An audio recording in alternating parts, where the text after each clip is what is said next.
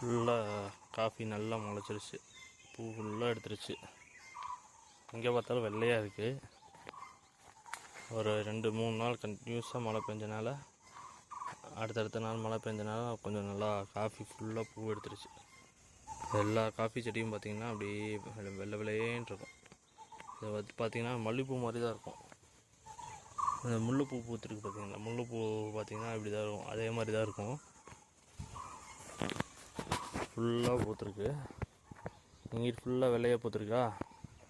அப்படியே இங்கிட்டு வந்து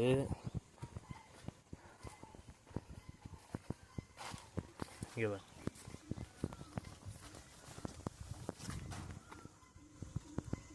இது ஃபுல்லாக இந்த ரெயின் லில்லிங்குவாங்க.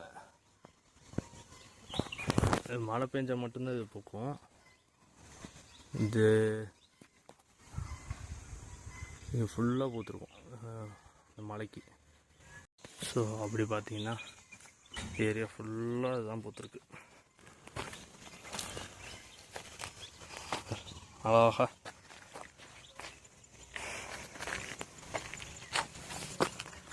ஏரியா ஃபுல்லாக பூத்துருக்கும். அப்பாடி எப்படி இங்கே வந்துச்சுன்னு தெரில. நேற்று யூடியூப்பில் சர்ச் பண்ணப்போ இதை ஒரு நர்சரியிலாம் வச்சு ரொம்ப பாதுகாத்து வளர்த்திட்ருக்காங்க. ஆனால் இங்கே பார்த்தா குப்பையில் முளைச்சி கிடக்குது. ஏரியா ஃபுல்லாக முளைச்சி கிடக்கும். குப்பை மாதிரி முளைச்சி கிடக்குது.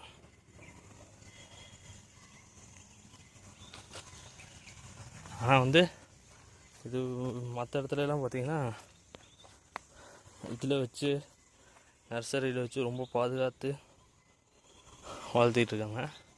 பார்த்திங்கன்னா ஒரு முள் புதரில் எவ்வளோ அழகாக முளைச்சிருக்கு போய். நாங்கள் இங்கே வீடு கட்டுறதுக்கு முன்னாடி இந்த இடத்துலலாம் முளைச்சிருக்கோம். இப்போ நாங்கள் இங்கே வீடு கட்டிட்டதுனால இங்கிட்டு வரல, ஃபுல்லாக இங்கிட்டு தான் முளைச்சிருக்கு. சரி, இதில் கொஞ்சம் எடுத்து அங்கிட்டு நம்ம தோட்டத்தில் கொஞ்சம் போட்டு வைக்கலாம், கார்டனில் போட்டு வச்சோம்னா அழகாக இருக்கும் அப்படின்னு சொல்லி போட்டு ஒரு பெட் எடுக்கலான் இருக்கேன்.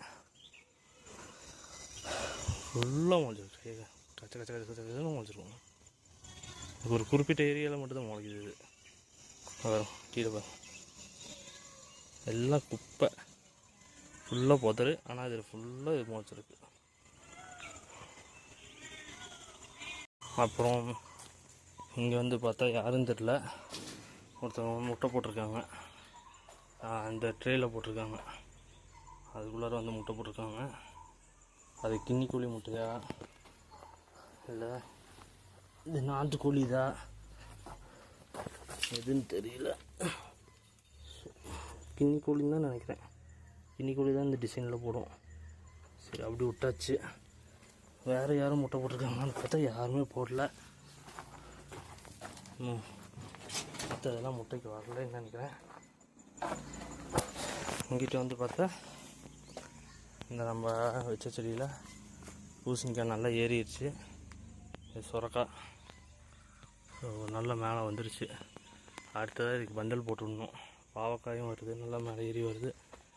கிவி வச்ச மாதிரியே தான் இருக்குது, எந்த விதமான ஒரு எதுவும் இல்லை, இம்ப்ரூவ்மெண்ட்டும் இல்லை. ஆனால் வந்து ஒன்றும் ஆகலை, அப்படியே இருக்குது. அந்த கிவி கூட கொஞ்சம் இதெல்லாம்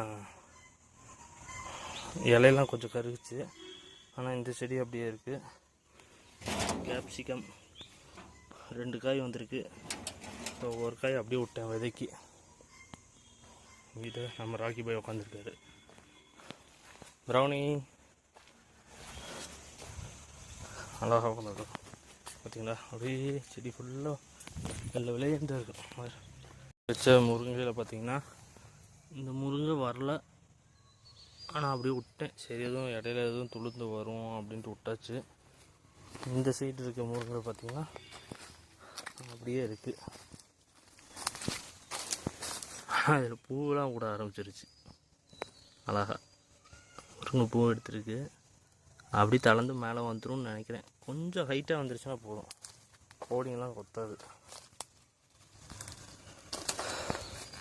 இல்லை, இந்த வாழை இங்கிட்ட வந்துருச்சு நல்லா மேலே. ஸோ இது அவரைக்கொடி.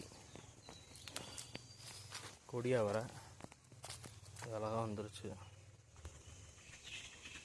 காஃபி தான் ஃபுல்லாக முளைச்சிருக்கு.